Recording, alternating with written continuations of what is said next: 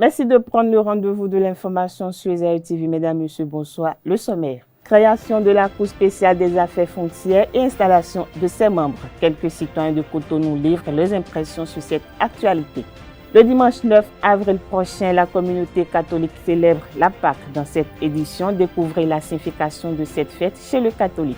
À travers un communiqué daté du 5 avril 2023, le ministre du Cadre de vie et du Développement durable, José Didier Tonato, lance un dernier appel à tous les cabinets de géomètres et d'urbanistes pour le dépôt des documents techniques actualisés dans le cadre des opérations de lotissement. Plus de précisions dans ce 19h.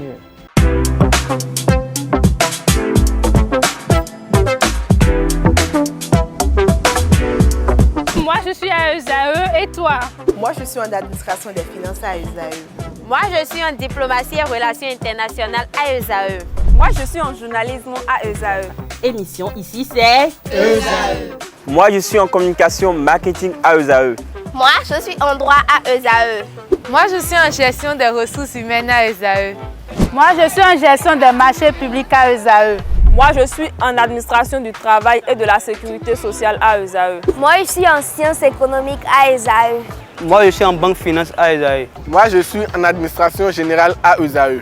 Moi, je suis en audit et contrôle de gestion à ESAE. Moi, je suis en sciences juridiques à ESAE. Moi, je suis en administration générale et territoriale à ESAE. Moi, je suis en transport logistique à ESAE. Moi, je suis en gestion des projets à ESAE. Rejoignez-moi, c'est la meilleure université. Nous sommes à ESAE. Rejoignez-nous. À ESAE, l'excellence a un nom.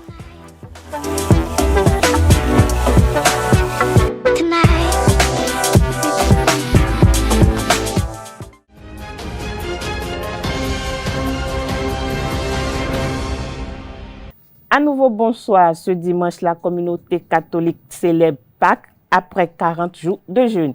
À cette occasion, les chrétiens commémorent la résurrection de Jésus. Dans l'élément à suivre, Anissé Nyanvi, prêtre et directeur de la cellule de communication de la conférence épiscopale du Bénin, nous expose la signification et la portée de la célébration de Pâques. Il est au micro de Francis Fahmi. La Pâque, c'est le grand jour où les chrétiens célèbrent la résurrection du Christ, la victoire éclatante du Christ sur la mort. Donc c'est le grand jour du mystère chrétien, le grand jour où les chrétiens commémorent cette résurrection triomphale de Jésus-Christ qui va éventrer et le tombeau, qui va en sortir victorieux, vainqueur de toute mort.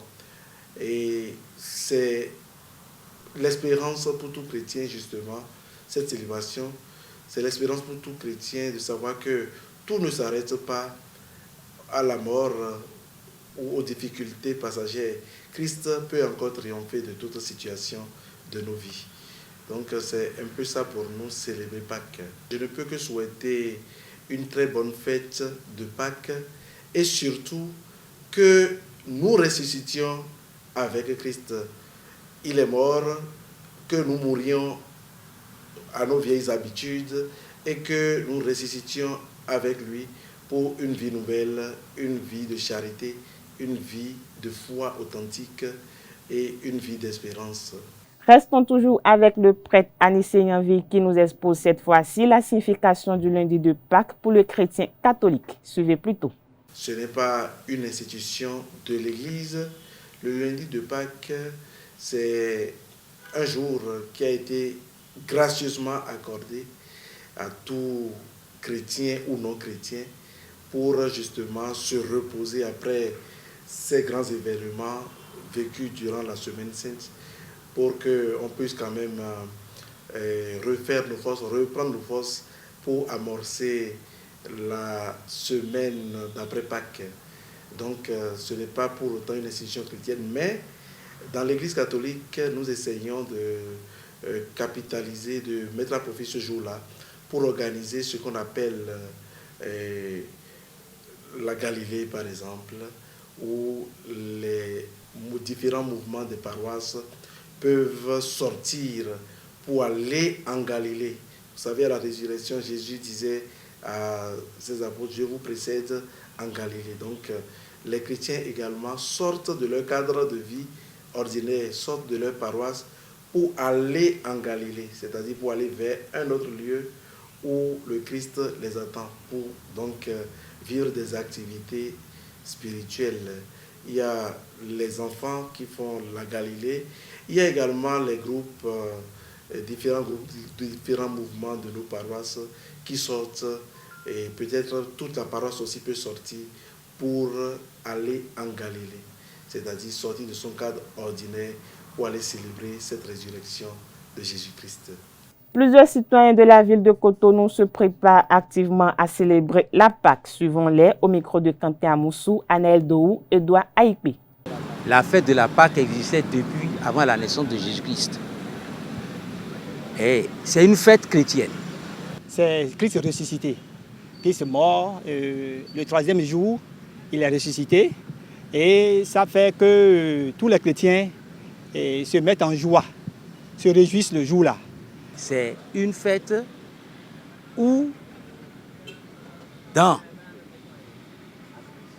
le temps, autant les Israéliens dans l'Ancien Testament, c'est la fête où les Juifs, on les comptait, on faisait le recensement. Et au temps de Moïse, ça c'est la Pâque là, l'Éternel pour sauver ses enfants des affres qui devraient s'abattre sur le peuple égyptien, a demandé aux Israéliens d'immoler un agneau et marquer le sang sur les portes. Et là, quand l'ange qui sera chargé de frapper les tout premiers garçons de l'Égypte, en voyant le sang de l'agneau, évite la mort et va frapper là où il n'y a pas la porte, là où il n'y a pas le sang sur la porte. Déjà, à partir d'aujourd'hui, le vendredi saint, je pense que dans quelques heures, c'est le chemin de la croix. Et nous allons prier Jésus-Christ pour qu'il nous pardonne. Donc, Jésus-Christ est né et est venu sauver le monde. Et ça, partant de là, on dit Jésus-Christ c'est l'agneau. Et Jésus-Christ est mort sur la croix. Il a versé son sang pour sauver le monde de l'iniquité. Il faut aller à l'église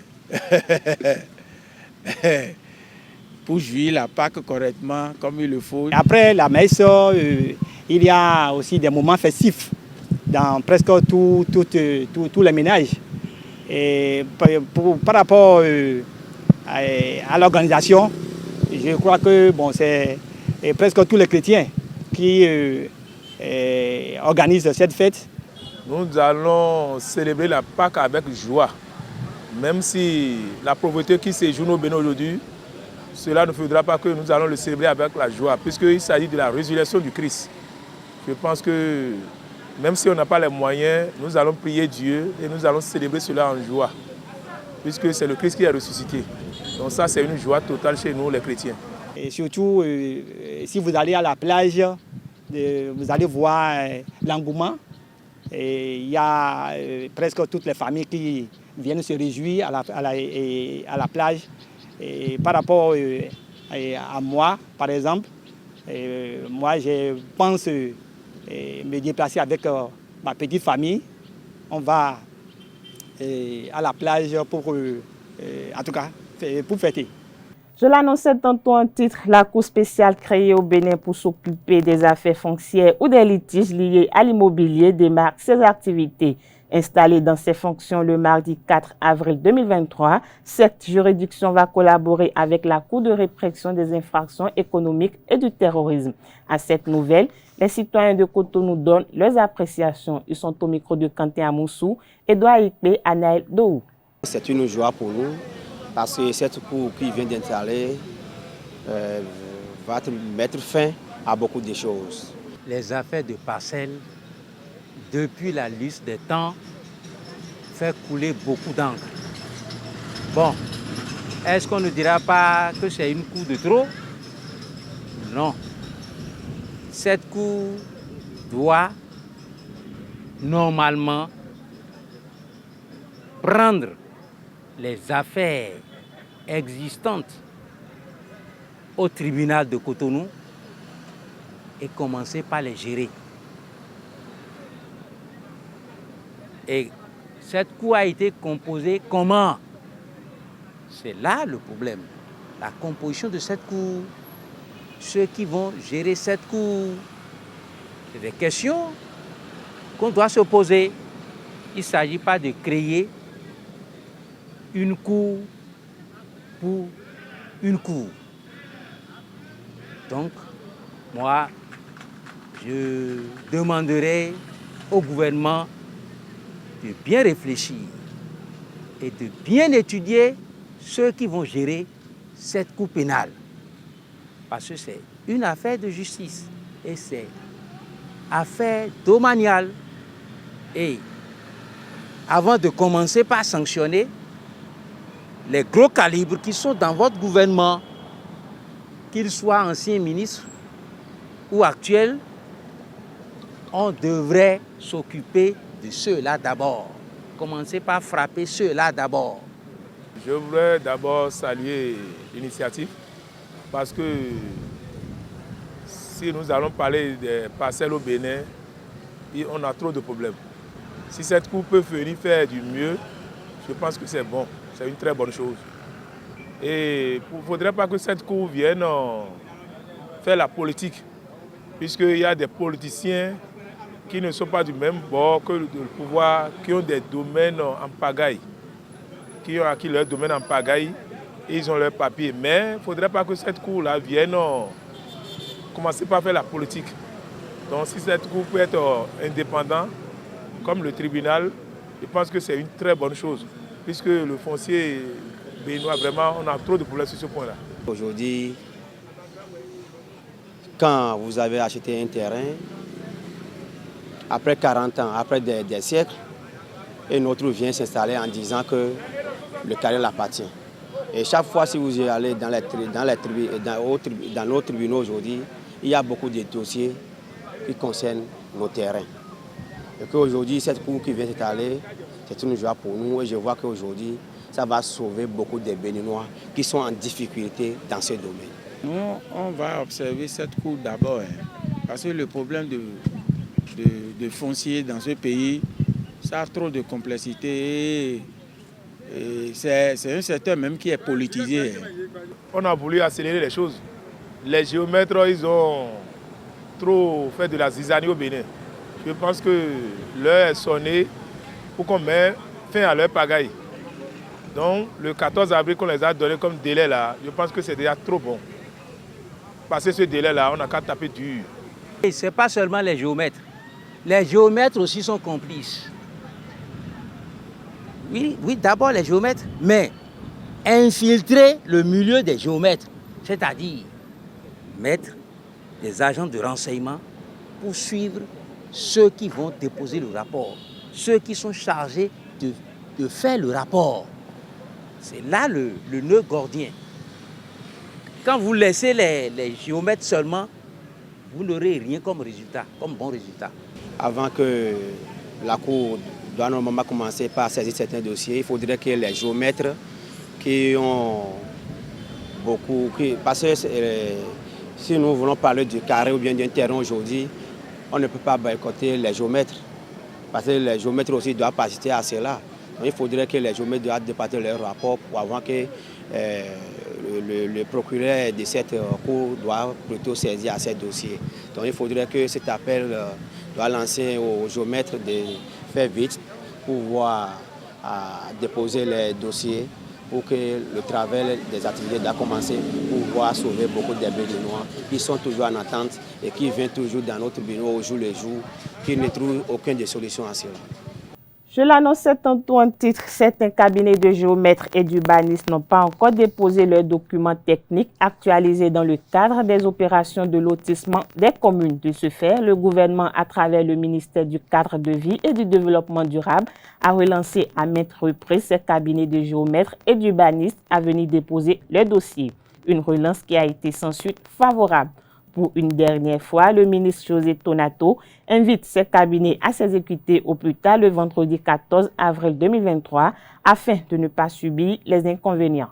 Parlons justice. Dans cette édition, reconnu coupable de faux recrutement dans l'armée béninoise, un homme a été condamné le mercredi 5 avril dernier. Selon les informations, le prévenu a pour habitude de soutirer de l'argent à ses victimes avec la promesse de leur faire intégrer dans l'armée béninoise. Mieux, ajoute la même source, il a déjà pris au moins 2 millions chez 2 de ses victimes.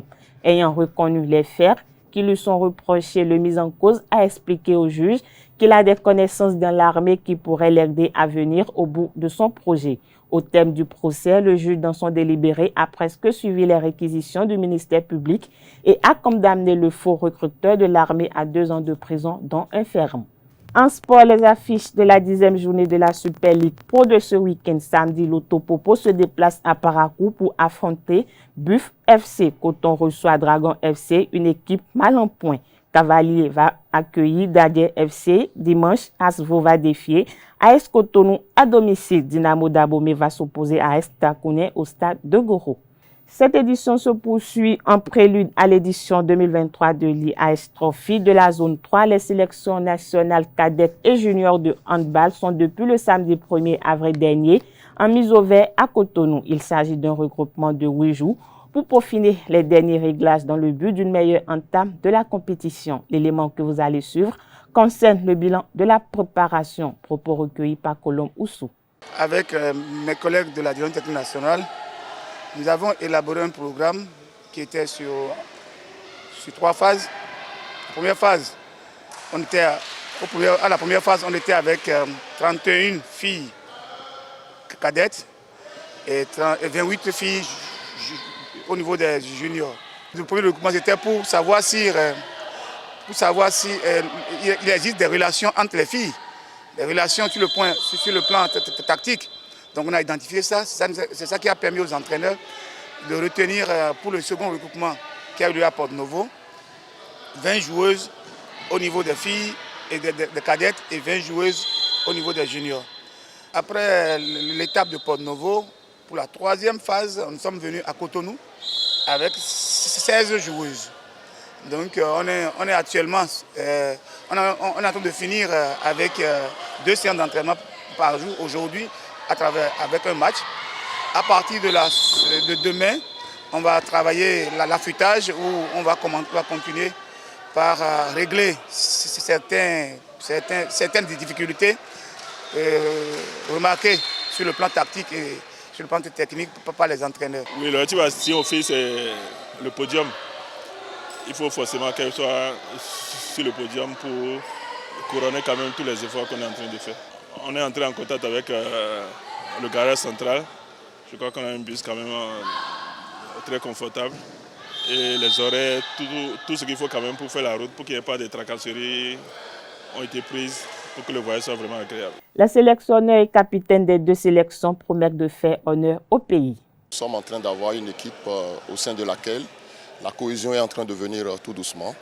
Nous avons déjà une équipe représentative qui peut jouer et sur laquelle nous pouvons compter parce que les automatismes ont été créés et il ne reste que 3 jours d'affûtage avant que nous ne mettons le cap sur Accra. Nous sommes déjà presque à la veille de ce grand rendez-vous et nous croyons aller pour défendre vraiment les couleurs du pays et faire honneur au handball béninois qui déjà est en train de faire confiance à la jeunesse. Le système de jeu des pays ne varie pas. Quand tu croises le Nigeria, tu sais déjà que tu auras affaire à une compétition physique. Donc on se prépare à.